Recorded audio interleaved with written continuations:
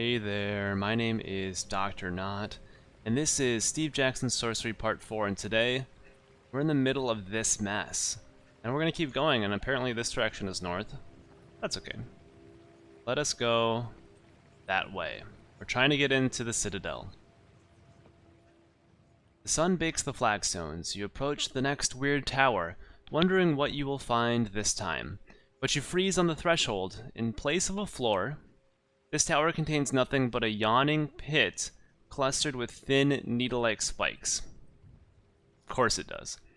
A narrow stone walkway heads away from the door and leads out a short way over the pit, but it does not go as far as the door on the far side.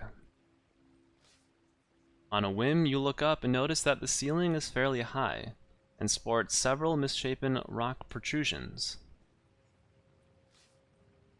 If there was a safe way down into the pit, one might be able to slip between the spikes, but the sides of the pit are also spiked, and to jump in would be quite suicidal.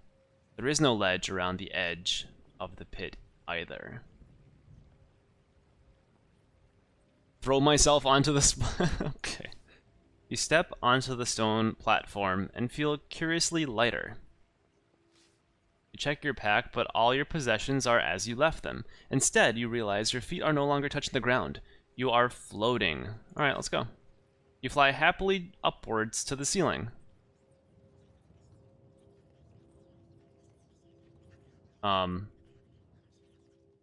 Eventually you hit the ceiling and gently bounce off. What? Turning to look upwards, you see the ceiling is studded with curiously shaped rocks, sticking out at random angles. Most are smooth and all are small enough to grip. They have been deliberately placed. Gripping the rocks will allow you to navigate the room. With some effort, you pull yourself along the roof. The room is fairly uniform, broken only by the inverted landscape of rocks. Towards the center of the room, you spy a small depression in the ceiling. You guide yourself towards the depression in the center of the room. Pulling along by the rocks is difficult, and you occasionally float off course. Below you, the spikes wait, but thankfully they are well out of reach. Arriving at the center, you see that there has been a small circle cut into the ceiling, and inside, someone has carved a sigil into the stone.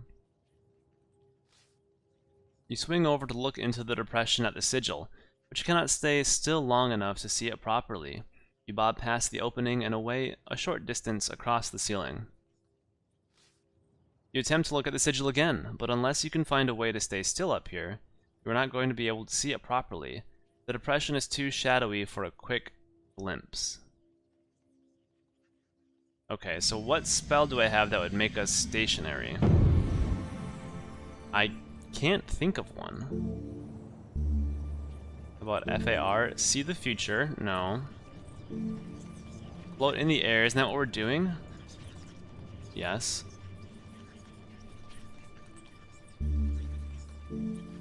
Cause fixedness. Damn it! This seems way too specific. And obviously is the one that we need. We don't have a staff of oak sapling, so there's that. So that's obviously the one that we have to use. But what else do we have?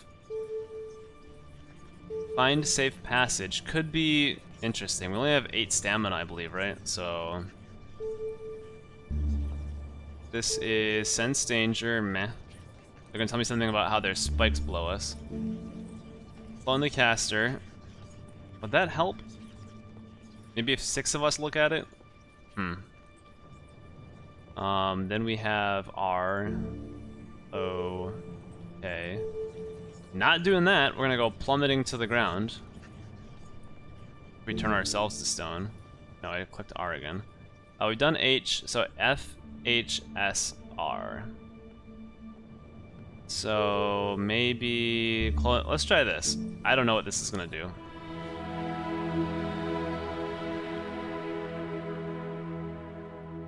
Reaching up to the stars, you create the magic, and 5 clones step out from behind you, forming a semicircle. Your clones spring into existence, all floating as you are. They spread out, searching the room. In the center of the room, one of your clones waves and points silently. You bob over to the clone. He is in the exact center of the room where a small depression sits in the ceiling. As you move to take a closer look, your clone fades away as the spell expires. Damn it, I knew that. Alright, whatever, let's go. You crawl across the ceiling towards the far door, descending slowly as you near the walls once more. Alright, well that was pointless. Whoa, there we go. You return to the path and walk a short distance. One by one, your clones vanish. Thin heat beats down from an empty sky. Every path seems weighed down with sadness and oppression. It is not a place to stand still. So my purpose here is just to get to this one as quick as possible. So the question is, can we get from this orange one? I want to get to this one, this lit one. So I almost just want to keep going along the path and not go into this one. And then go into this red one. You stand outside a tower, paths snaking this way and that around you. Overhead to the west, a high walkway flies overhead. What, like this one? This one? Let's go this way. The sun is beginning to lower and the air begins to cool. You follow the path and make your way into the next tower uncertainly. What is this place? Why was it built? This is a squat, fetid stone room. But in the center, something is moving. Who's there, you demand? The creature, whatever it is, hisses in reply. Its form coils this way and that around the chamber. Whatever. Oh, good. You step closer to the creature. With a loud hissing and snorting noise, it rises up to its full height. It is a foul, many-faced hydra. Let's cast a spell.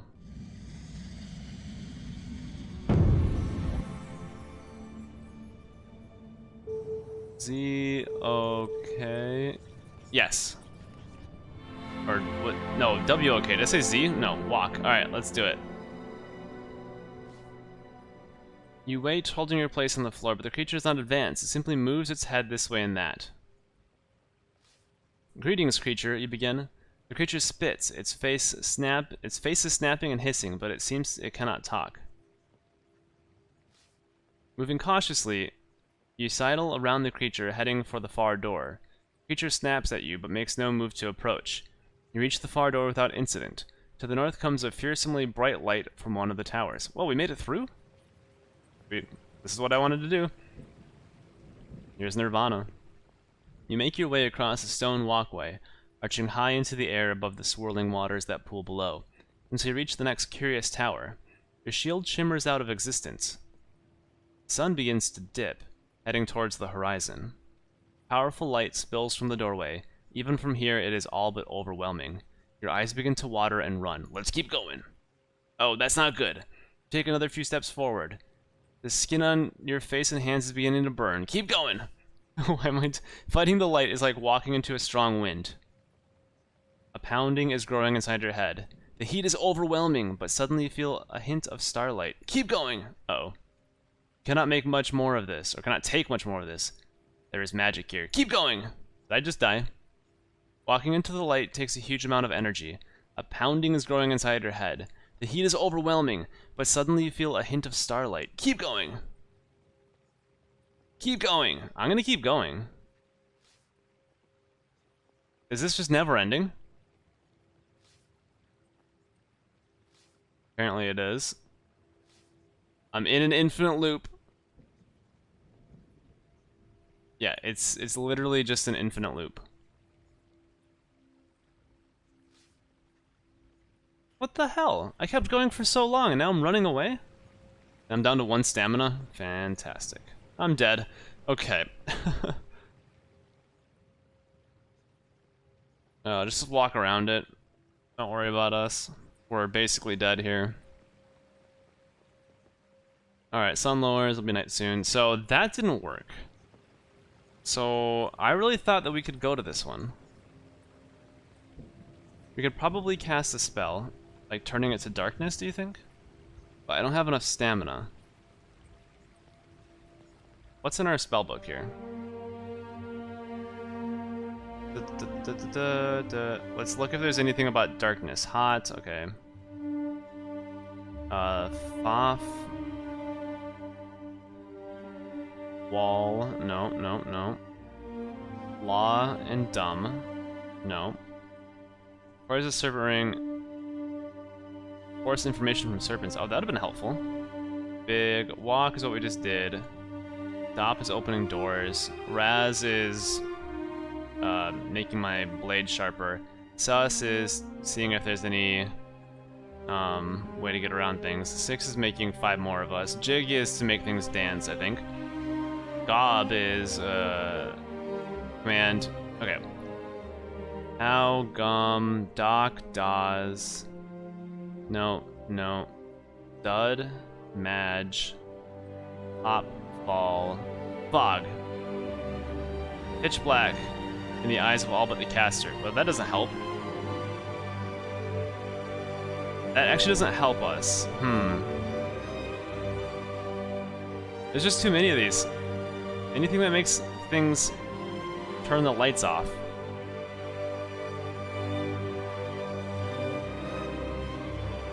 Sun is the opposite. Yeah, I don't know. Okay, whatever. Alright, well, we're gonna die anyway. So maybe this is the way to get. Let's go this way. You enter the next tower. The tower is barred with a solid wooden door. The door is not locked, but it is heavy, as though a tremendous force was pulling it closed from the other side. You open it an inch, and then the door slams itself shut once more. Wait, should we go through this one? You open the door and slip through the gap, but as soon as you are inside the tower, a powerful crosswind grabs you, hurling you through the air. The wind flings you across the space and out through the flapping door on the other side. As you fly through the space, you spy something in the center, but you are too busy falling this way and that to see what it is. Fine. I think we've gone to this tower. The wind fades and you pick yourself to your feet. You step into the room and then recoil. The floor is crawling with bugs, or rather not crawling, the bugs are all standing in orderly rows. Oh boy. You look over the bugs. Small bugs, cockroaches, and earwigs fill the gaps between larger bugs. Things about the size of goats that otherwise look like lynch bugs. Beyond basic breathing and antenna twitching, none of the creatures are moving. They appear to be waiting for something. I mean, I have to keep going. You step forwards into the room, expecting the bugs to clear out from underneath your boot, not foot. They do not. You squash a dozen or so, while a few more wriggle uncomfortably as you shear their bodies in half. Ugh. We're gonna die, but I'm just trying to get us dead. I'm trying to get us dead. We can't die. Take another step into the room. Taking another step into the room, you crush another boot's worth of insects. Looking back, you can see your progress marked out in negative space in the rank and file. Okay, let's go. You swallow your courage and rising bile, and march quickly across the room of bugs, only altering your path to avoid stepping on the largest ones that you cannot simply squash. When you reach the far side, you can see your tracks as clearly as if you had walked in snow. A few bugs are snacking on the ruined remains of their fellows. Hurry out of the tower. That's gross. Clouds rumbling as they roll across the dimming sky. Whatever. Soon it will be dark once more. You approach the next tower boldly. A gloomy silence descends. This tower is gloomy. You begin to feel a great weight upon your shoulders as you step inside. The interior hardly seems worth describing this place. You look around with a sense of hopelessness. In the middle of the space is a skeleton, who seems to feel equally heavy and sad. The skeleton seems quite intact, clothes rotten over boots that are in one piece. Maybe whoever it was died of boredom or hunger. You can't fault them for it, really. What would be the point in doing anything else? Memory comes back. The girl in the forest, Alizi. She got eaten by snaticats, most likely, and you didn't do anything to help her. You sigh. Her whole journey has been a waste of time. And now they call you the Anilland. And maybe you did destroy Kariyama with that tower in the Backlands like they said you did. Oh, woe is me. You head for the exit, but give up after a few paces. There's nothing out there worth finding, after all. Just more of the same. You might as well stay here. You think of the Crown of Kings, just over in the nearby tower, and completely out of reach. You might as well have stayed at home. Let's cry. You begin to weep uncontrollably. To think, you basically burned down a whole city just to get here more quickly. Yeah, that's true. You move an inch towards the door. It is only an inch, hardly worth it, but it is an inch more than the skeleton has managed. Slack-jawed idiot. And most likely you're going to die here again. You crawl another inch closer to the door. There is no use denying it. You are closer than you were. Once more you are sobbing helplessly. You inch another half step across the floor. Your body feels heavy as stone and your heart is barely beating. It is as though your limbs are refusing to comply. You let out a quiet, pathetic groan. This is gonna take forever. Another inch and you are moving out of the eye of whatever spell holds this tower. Find yourself moving a little more now. Why would I wait? Let's go. Sit down to wait. Someone had better come and help you. Oh my god. You cry and cry. One more inch and then you are up on your feet, running, racing out of this hellish tower of nothing and gasping for breath. That is Depression Tower. Let's go to the Glowing Tower. You race over to the next tower before the wind can pluck you from the sidewalk. The sun is almost set, and the sky has turned a deep purple. This tower has no door, just an open arch leading into shadow. Okay.